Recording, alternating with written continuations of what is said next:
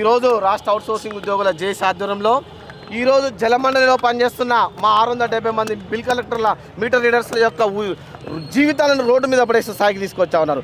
ఒక పక్కన ప్రజాప్రభుత్వం అవుట్సోర్సింగ్ ఉద్యోగులకు భద్రత కల్పించి ఐఎఫ్ఎంఎస్లో ఉద్యోగాలు పోర్టల్లో చేర్చించాలని చెప్పి ఒక పక్కన ప్రభుత్వం చెప్తుంటే, ఒక పక్కన అధికారులు మీరు అసలు అవుట్సోర్సింగ్ ఉద్యోగస్తులే కాదని చెప్పి ఇవాళ మా బతుకులు రోడ్డు ఏర్పడతా ఉన్నది.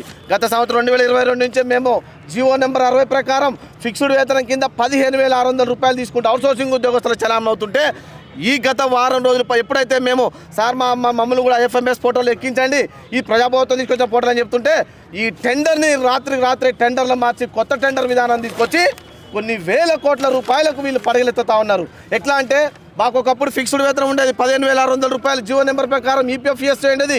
ఈ వారం క్రితం రిలీజ్ చేసిన టెండర్లో ఇలాంటి విధానాన్ని తీసుకొచ్చి బిల్లుకు 11 రూపాయలు 6 రూపాయలు అని చెప్పి కొత్త విధానం తీసుకొచ్చారు. ఈరోజు ఇక్కడ అక్రమాలు ఎంత విధంగా జరుగుతున్నాయంటే 16 లక్షల కలెక్షన్లు ఉన్నాయి ఈరోజు మనకు హైదరాబాద్లో. అందులో మన వాటర్ ఫ్రీ స్కీమ్ కింద 6 లక్షల రూపాయలు పోతే 10 లక్షల రూపాయల కనెక్షన్ ఉన్నాయి. 10 లక్షల కనెక్షన్కి ఇప్పుడు తీసుకొచ్చిన టెండర్ ప్రకారం ఏజెన్సీకి 16 రూపాయలు ఇచ్చినా కూడా 1,92,00,000 రూపాయల అక్షరాల ఏజెన్సీలకు కట్టబెట్టాలని చూస్తూ ఉన్నారు. ఇప్పుడు ఈరోజు మరి 1,92,00,000 రూపాయలు ఏజెన్సీలకు ఇస్తారా?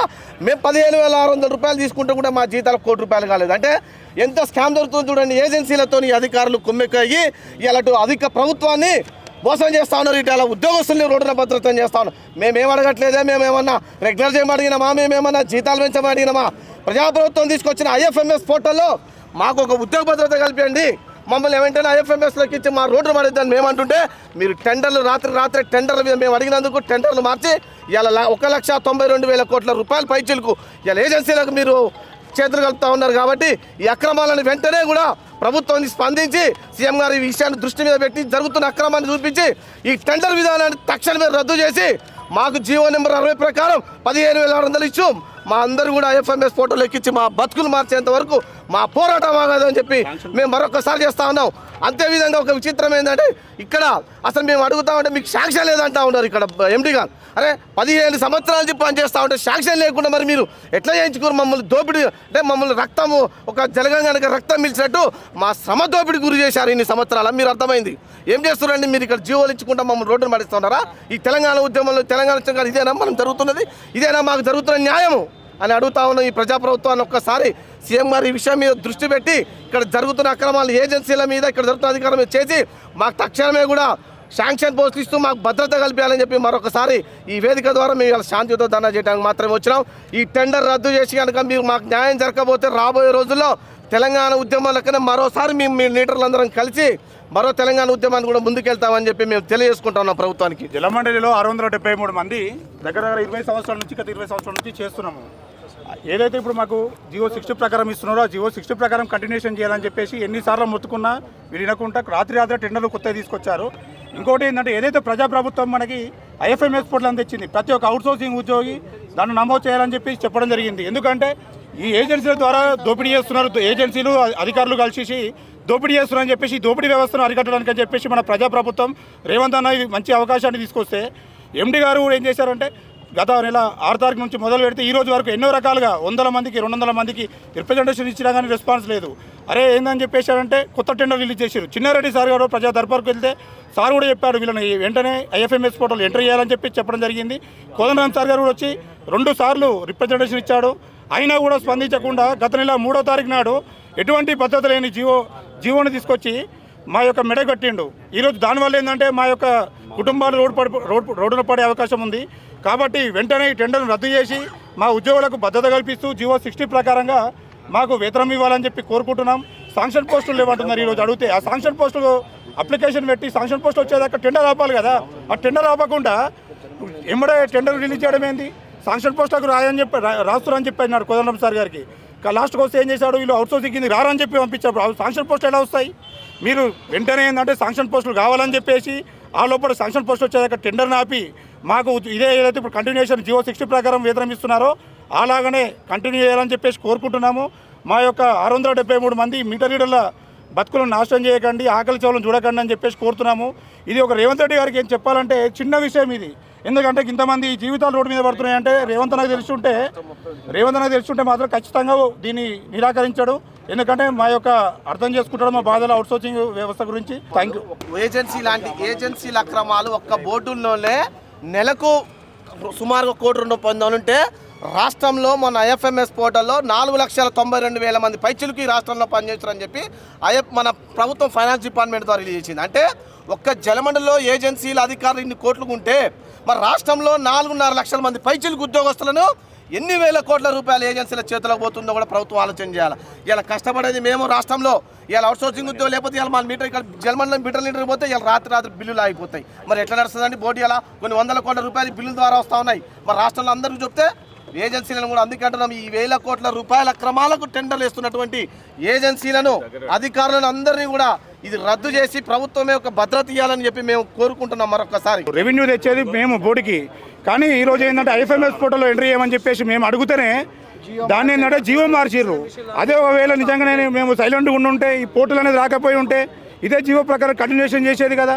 మేము అడగడమే తప్ప అరే మా అందరినీ తెలంగాణ రాష్ట్రం మొత్తం మీద 5 లక్షల మంది ఉద్యోగులు పనిచేస్తున్నారని చెప్పేసి వాళ్ళు లెక్కలు ఇస్తున్నారు, ప్రతి డిపార్ట్మెంట్ నుంచి లెక్కలు ఇస్తున్నారు. మేము కూడా అందులో లెక్కలు ఉండాలి కదా, ఎందుకంటే మేము కూడా అవుట్సోర్సింగ్ విధానంగా పనిచేస్తున్నాం కదా అని చెప్పేసి అడిగితే ఇదేదో బయటపడుతుందని చెప్పేసి లెక్కలు బయటపడతాయని చెప్పేసి ఎంబడి రాత్రి జీవో మార్చి ఎటువంటి పద్ధతి లేనిది అలా జీతం కూడా ఎంత అని చెప్పి లేదు. ఇప్పుడు వాళ్ళు ఏమంటున్నారు 11 రూపాయలు 15 రూపాయలు అంటున్నారు. అలా మాకు ఇచ్చేది 5 రూపాయలు 6 రూపాయలు ఇస్తే 1000 బిల్లులు ఉంటాయి ఒక్కొక్కరికి. 1000 బిల్లులు అంటే 5 రూపాయలు అంటే ఎంత అవుతుంది? 5,000 రూపాయలు జీతం వస్తుంది. అదే ఇప్పుడు ఫ్రీ వాటర్ స్కీమ్ రేవంత్ ఏదైతే ఇంతకుముందు తీసుకొచ్చిన ఫ్రీ వాటర్ స్కీము దానివల్ల 100-200 రిసిప్ట్లు మాత్రమే అవుతాయి. దాన్ని ఏం చేసిర్రు, ఇంకా మమ్మల్ని ఆన్లైన్లో కట్టిపియండి అని చెప్పేసి మాకు అలవాటు చేయించి ఈరోజు 100 రిసిప్ట్లు వస్తే 100కి ఎంత 800 రూపాయలు అంటున్నారు. 100 × 8 ఎంత 800 రూపాయలు. 5,000 ప్లస్ 800 ఎంత 5,800 రూపాయలు జీతం వస్తే దానికి ఏంది ఇంకా పెనాల్టీలను పెట్టిర్రు. ఆ పెనాల్టీలకు 10 రూపాయలు అంట, మాకు ఇచ్చేది 5 రూపాయలు అయితే పెనాల్టీలు 10 రూపాయలు రిటర్న్. ఆ రిటర్న్గా మేము గవర్నమెంట్కే ఉల్టా కట్టియాలి. మేము అసలుంటప్పుడు మేము ఎందుకు ఇంకా ఉండి ఇక్కడ తీసేస్తే మొత్తానికి వ్యవస్థను తీసేయి, లేదంటే అందరి జీవితాలు 673 మంది జీవితాలను బాగుపడే విధంగా ఏదైతే జీవో 60 ఉన్నదో ఆ జీవో 60 ప్రకారమే ఇంతకుముందుకు ఏదైతే రీసెంట్గా కంటిన్యూ అవుతుందో అదే వేతనం ప్రకారం జీవో 60 ప్రకారమే అవుట్సోర్సింగ్ కింద శాంక్షన్ పోస్టులు తెచ్చుకోండి. ఏమన్నాడంటే రేవంత్ రెడ్డి మన కోదండం సార్ గారు వచ్చారు ఎండీ దగ్గరికి, వస్తే ఏమన్నాడు, సార్ శాంక్షన్ పోస్టులు లేవు సార్, నేను శాంక్షన్ పోస్టులు లెటర్ రాస్తున్నా అన్నాడు. రాసేటప్పుడు మరి శాంక్షన్ పోస్ట్ వచ్చేదాకా వెయిట్ చేయాలి కదా. శాంక్షన్ పోస్టులు వచ్చేదాకా ఏమంటారు వాళ్ళు సిఎస్ వాళ్ళు ఏమంటారు అనేది మీకు సమాధానం తెలిసిన తర్వాత టెండర్ వేసుకోండి వద్దంటే. కానీ మీకు అక్కడ లెటర్ పంపించలేదు. అంతకన్నా ముందుగా లెటర్ పంపించింది ఎప్పుడు? మన 18 తారీఖున లెటర్ పంపించిండు పర్మిషన్ గురించి. టెండర్ వేసిందేమో 3 తారీఖు. అంటే వీళ్ళకి ఏంది, ఇప్పుడు ఈ ఐఎఫ్ఎంఎస్ పోర్టల్ ఎక్కిస్తే లెక్కలన్నీ బయట పడతాయని చెప్పేసి దాని గురించి అని మభ్యపెట్టడానికి రాత్రి జీవో మారిస్తే ఏమవుతుంది? అధికారులు అడుగుతారు, మీ దగ్గర కింద మంది పనిచేస్తారు, మరి వీళ్ళు ఎక్కేందుకు వెళ్ళలేదంటే వీళ్ళు డైలీ వైజ్ కిందకి వస్తారు సార్ అని చెప్పి తప్పించుకోవడానికి మాత్రమే ఇప్పుడు టెండర్ ముందర తీసుకొని వచ్చారు. మేము ఒకటే చెప్తున్నాము, ఎవరి మీద నా మీద కోపం ఉంటే ఎండీ గారికి కావచ్చు, ఇంకెవరికైనా అధికారులకు కావచ్చు, నా మీద కోపం ఉంటే నన్ను తీసేయండి పర్లేదు, కానీ 673 మంది జీవితాలు నష్టం అవుతాయి. కాబట్టి ఏంటంటే వాళ్ళందరినీ ఊహించుకొని మనసులో పెట్టుకొని వాళ్ళందరూ టెండర్ వల్ల జీవితం కోల్పోతాము, జీతం అనేది రాదు. ఏం నష్టం అంటే ఉద్యోగ భద్రత ఉండదన్న. ఉద్యోగ భద్రత ప్రతి లేబర్ కింద అవుతాం మేము. 3 నెలల నుంచి జీతాలు రాలే. ఇప్పుడు లేబర్ డైలీ వైజ్ కిందికి కన్వర్ట్ చేస్తారు మమ్మల్ని. డైలీ వైజ్ కిందికి కన్వర్ట్ చేస్తే ఏమవుతుంది అంటే రేపు పొద్దున ఏదైతే ఇప్పుడు ప్రజాప్రభుత్వం ఏదైనా మంచి అవకాశం తీసుకుందనుకో మేము అవుట్సోర్సింగ్ కింద రాదు. 4,674 మంది ఇప్పుడు పనిచేస్తారు. ఇలా వాళ్ళందరికీ ఇచ్చి మా ఒక్కరికే ఉద్యోగ భద్రత లేదంటే ఎట్లా? 673 మందికే మీకు ఇబ్బంది అవుతుందా? ఇప్పుడు ఏదైతే నిన్నటి దాకా రిజల్ట్ కంటిన్యూ అయ్యిందో అదే విధంగా ఫిక్స్డ్ వేతనం కింద జీవో 60 ప్రకారమే మాకు వేతనాలు ఇవ్వాలి. ఏదైతే ఇప్పుడు టెండర్ ఉందో టెండర్ రద్దు చేయాలని చెప్పేసి ముఖ్యంగా కోరుకుంటున్నాము. ఏదైనా కోపం ఉంటే ఈ మీద కొట్టండి, ఇక్కడ కడుపు మీద కొట్టకండి అని చెప్పి అయితే చెప్తున్నాం మేమైతే. ఈ సింగిల్ ఏజెన్సీ అన్న ఇంకొకటి ఏంటంటే లైన్మెన్లు 1,800 మంది ఉన్నారు. ఆ 1,800 మందికి ఒకటే ఏజెన్సీ, కానీ లైన్మెన్లు 1,800 మందికి ఒకటే ఏజెన్సీ, కానీ ఈడేందంటే దుస్థితి ఏంటంటే 673 మంది ఉన్నాము బిల్ కలెక్టర్లు. వాళ్ళకి ఎంత 10 మంది ఏజెన్సీలు, సబ్ కాంట్రాక్ట్ లెక్క 13 మంది, మొత్తం 23 మంది ఏజెన్సీలు ఉన్నారు. ఎందుకున్నారు వీళ్ళు? ఇలా లాభం ఉంది కాబట్టి వీళ్ళు మా మీద మా యొక్క రక్తాన్ని తాగుతున్నారు. వీళ్ళు వెంటనే జీవో 60 ప్రకారం తీసుకొని శాంక్షన్ పోస్టులు తెచ్చుకొని సింగిల్ ఏజెన్సీ విధానంగా మాకు కూడా ఉద్యోగ భద్రత కల్పించాలని చెప్పేసి ఈ ప్రజాప్రభుత్వాన్ని వేడుకుంటున్నాం. ఈ యొక్క జీవోని వెనక తీసుకోకపోతే ఆమరణ నిరాదీక్షకైనా రెడీ. ఎందుకంటే మేము అన్యాయం అడుగుతలేము, ఎవరు సొమ్ము మాకు పెట్టమంటలేము. కావాల్సింది ఏంటంటే మా బోర్డు నడవాలన్నా మేము ముందటుంటే నడుస్తుంది. సరే ఈ వ్యవస్థ లేనిది బోర్డు నడుస్తుంది అంటే తీసేయండి వ్యవస్థను. కానీ మేము నిరంతరంగా పనిచేసేటోళ్ళం కదా, నిరంతరంగా పనిచేసేటోళ్ళకి లేబర్ ఎందుకు?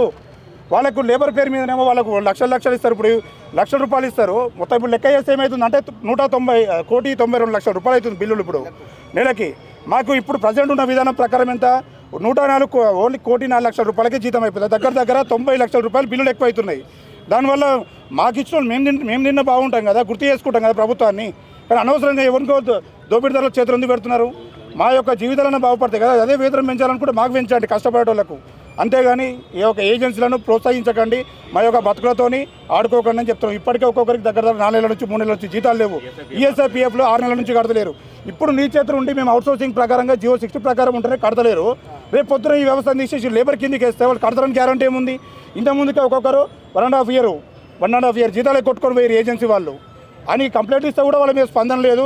వాళ్ళు టెండర్లు ఏం చేస్తారంటే వాళ్ళు లైసెన్స్ రద్దు చేస్తారు, వాళ్ళు ఇంకో కొత్త పేరు పెట్టుకొని ఇంకో కొత్త పేరుతో టెండర్ మళ్ళీ ముందరికి వస్తారు వాళ్ళు. కానీ ఈ వ్యవస్థను మాత్రం వదిలిపెట్టట్లేదు వాళ్ళు.